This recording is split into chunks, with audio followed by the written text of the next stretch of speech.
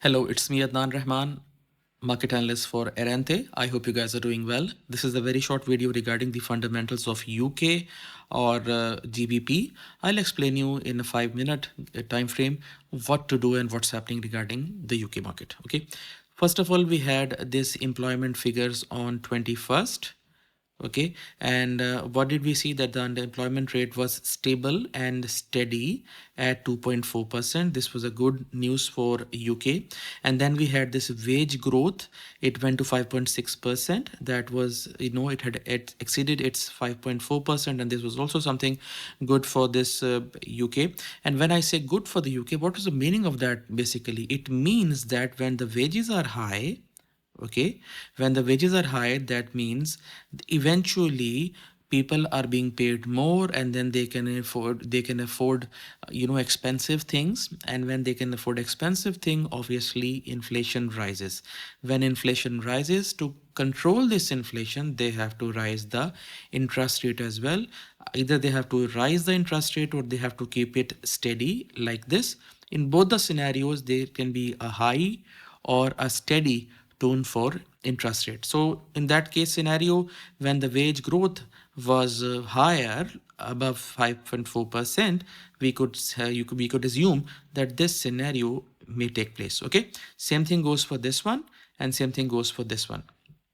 Okay, and then it is expected to join rate cutting movement by the mid-year. Okay, if you guys remember me or you're following me, you come to know that UK was to follow the suit of rate cut scenarios just by the start of this year.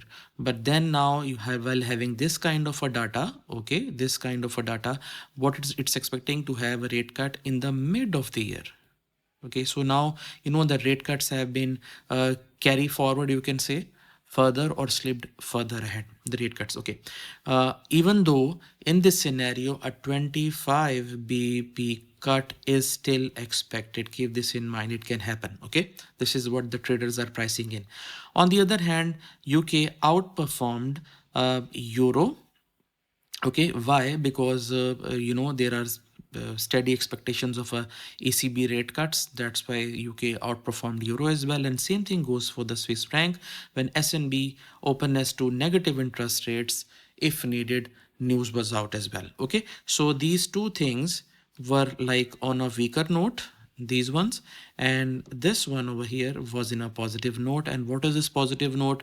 It's a simple one, that UK's distance from EU and US trade tensions is taking it to a positive side. Because right now, I have already shown you in the previous video that the US is trying to impose or planning to impose tariffs on these two, okay, on euro and Swissy. So these were under pressure, whereas UK is far away from this pressure right now.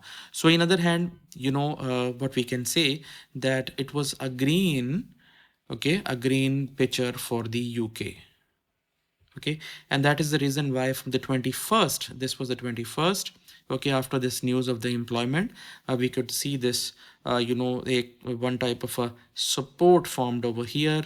Okay, in this news over here, that below this you can if you have bearish candles below this, then you can expect the market to move towards a downward scenario, but nothing like this happened. Okay, now I hope you have understood all of this technical pictures, this fundamental picture. Now let me take you towards the fundamental picture. Okay, we had this VSA no demand, no supply levels. You can see over here, there is not even a single, a single VSA signal of no supply. Okay, sorry, no demand. Okay, all of them are into a no supply zones. That means the market is expecting to move towards the upside. On the other hand, where did this move actually start? Because once you have the origin, you can expect the maximum retracement or maximum extension of that. To find that origin, I found an order block. I found an inside bar over here. Now this is a daily inside bar, IB, and you can see now almost approximately it can move towards its 100%, and that is almost over here. Okay, so keep this in mind. Now you might be expecting, okay, we have that inside bar, we have already done the 100%. Now where can we move towards a downside or go for correction basis or retracement basis? To cover that, you need to see your order blocks. Do you have any bearish order block or not on an H4 over here? Okay, and by the way, this movement over here, this 21st employment figure news, this was an order block as well, a bullish one. Okay, the green one from the H4, a bullish one.